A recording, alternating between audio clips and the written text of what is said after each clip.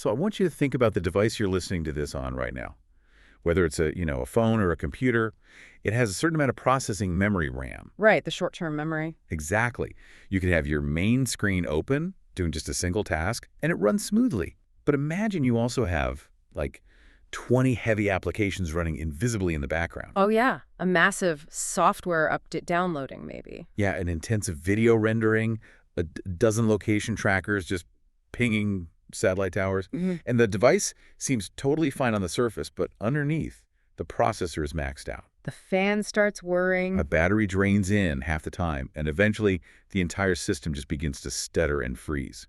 And that unseen continuous drain is, it's really the closest analogy to what is currently happening in the nervous systems of the people whose entire job is to care for you. Because the background applications, in this case, are the heavy, complex emotional realities of other human beings. Yeah. A practitioner doesn't just, close the app when a session ends. The processing continues. And yet, the cultural expectation we place on therapists, wellness coaches, healthcare workers— Really any integrative practitioner. Exactly. The expectation is that their batteries should simply never run out.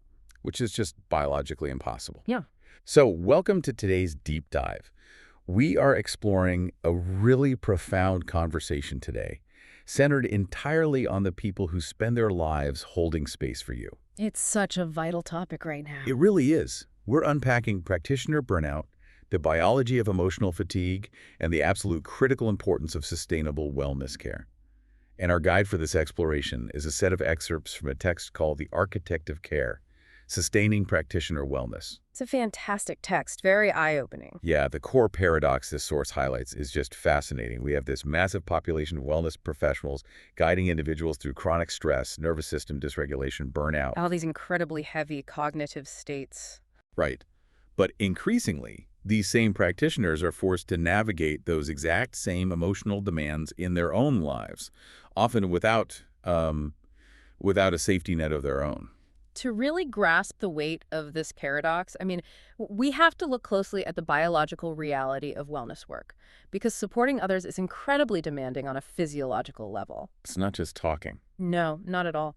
The text spends a lot of time deconstructing the invisible weight of care, specifically the act of holding space. Which is a phrase that gets tossed around so casually in wellness communities, right? Almost like a buzzword. It really does. But it actually describes a state of intense neurological labor. Yeah, because when a lot of us picture a therapist or a coach at work, we think about the visible elements. We picture someone sitting in a comfortable chair, nodding, maybe occasionally asking a thoughtful question. It looks passive. It looks like they're just listening. Exactly. But having read through the source material, it is so clear that holding space is an active, demanding physiological event. Think about the last time you had a deeply emotional conversation with a friend in crisis. Oh, it's exhausting. Right. Remember how physically exhausted you felt afterward? Yeah. Your muscles might have been tense, your brain felt foggy. You might even need a nap.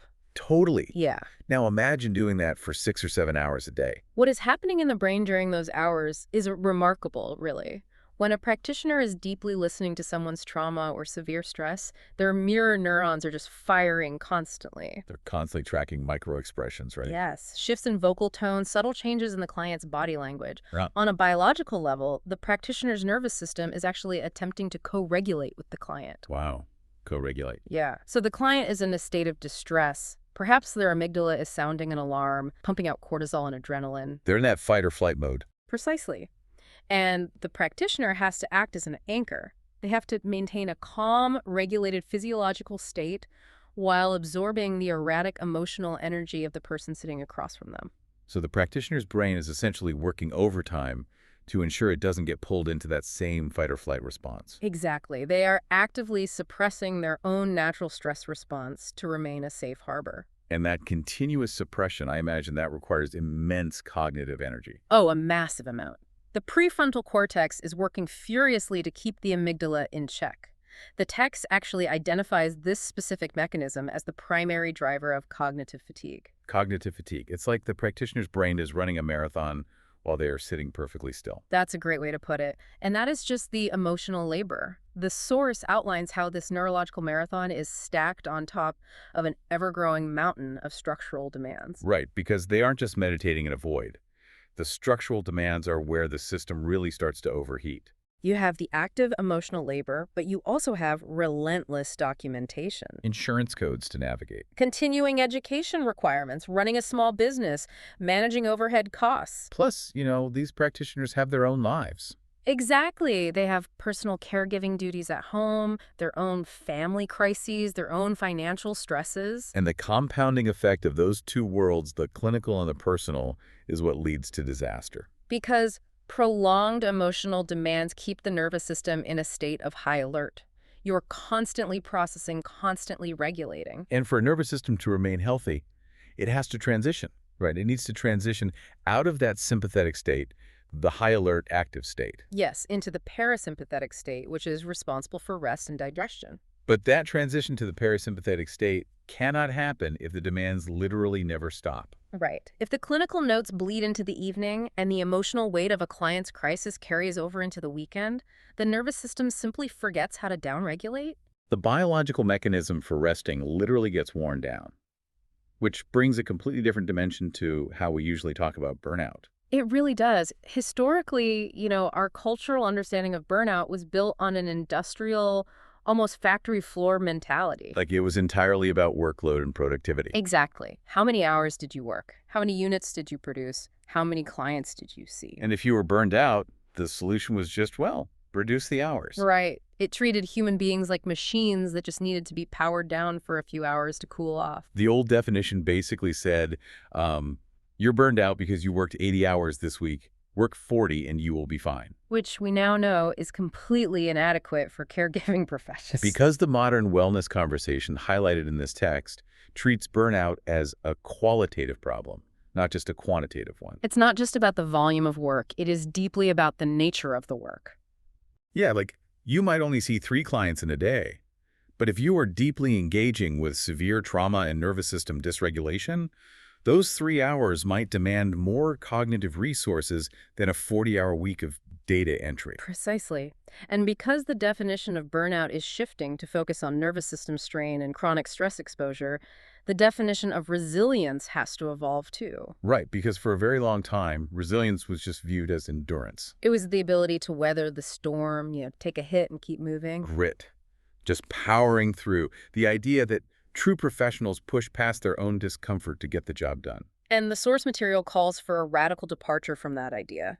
It defines resilience not as the ability to endure endless strain, but as the ability to recover, adapt, and maintain emotional balance over time. So it shifts the focus from endurance to emotional sustainability. Yes, resilience is a nervous system that knows how to successfully return to baseline. Let's pause there, though, and look at the uncomfortable reality of actually applying that new definition. Because defining resilience as the ability to rest and recover sounds beautiful when we're just talking about it on a deep dive. But in practice, it's messy. Right. In practice, I imagine it causes incredible friction. We live in a culture that valorizes suffering, especially in caregiving professions. Oh, absolutely. The self-sacrifice is almost baked into the job description. Exactly. If you are a practitioner, your entire identity and value system are often built around helping people. So if a client is spiraling and reaches out, and the practitioner chooses to protect their own nervous system by not responding until Monday, They are going to feel a profound sense of failure. guilt, massive guilt. How does the text reconcile the biological need for rest with the ethical reality of people in severe distress? That friction is perhaps the most significant barrier to practitioner wellness. The text frames this not as a choice between helping the client or helping the self, but as a recognition of systemic limits. Systemic limits, meaning you can't pour from an empty cup. Right. A practitioner cannot function as an infinite resource in a finite body. When an individual pushes past their biological limits to answer that weekend crisis call, they might provide short-term relief, but they are actively degrading their long-term clinical capacity. Over time, their empathy thins out. Their cognitive insight dulls. They become more reactive and less attuned. So it's the difference between treating a symptom and maintaining an entire system, Exactly. which really forces us to look at the environment these practitioners are trying to survive in. Because if biological recovery requires entering that parasympathetic rest state, literally shutting off the threat detection system, what happens when the very tools we use to run our lives are engineered to keep us on constant high alert? Ah, the digital landscape. This is where the crisis really accelerates. Modern digital culture has fundamentally altered the emotional architecture of wellness work. The text is pretty adamant about this. Very.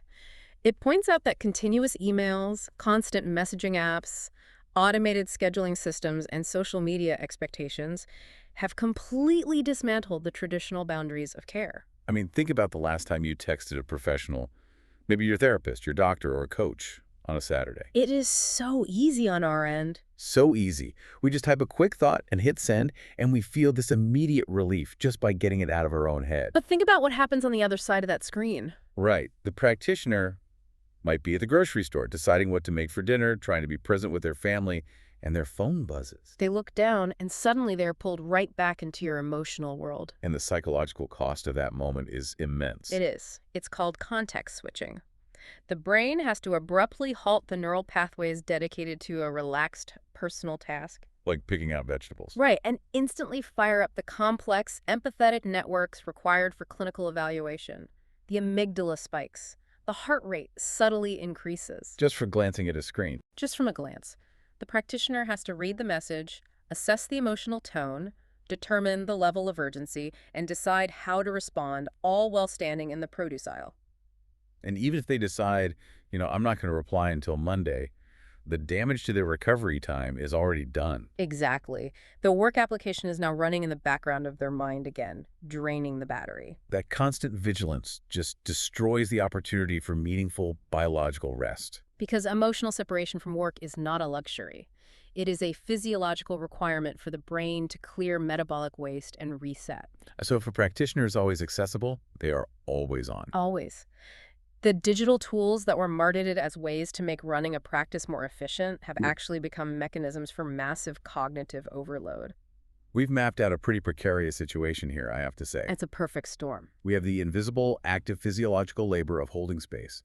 We have an outdated cultural expectation that demands endless endurance from caregivers. And we have a digital environment that aggressively prevents the nervous system from ever fully disconnecting. So the big question is, how do we fix the architecture? What does actual sustainable care look like for a practitioner living in this specific, hyper-connected modern world? Well, the source moves away from vague self-care advice. Thank goodness. Right, and it outlines very specific structural approaches. The foundation is creating intentional recovery time, and the key word there is intentional. Meaning, you can't just hope for a break. No. Practitioners cannot wait for a gap in their schedule to rest. They have to engineer their lives to ensure the gap exists. This means designing physical and digital environments that actively reduce overstimulation. I notice the text doesn't just say, take a bubble bath. No, it goes much deeper. It talks about setting healthier emotional boundaries and prioritizing restorative routines that actually signal safety to the nervous system. It focuses on practices that engage the vagus nerve and forcefully shift the body back into a parasympathetic state.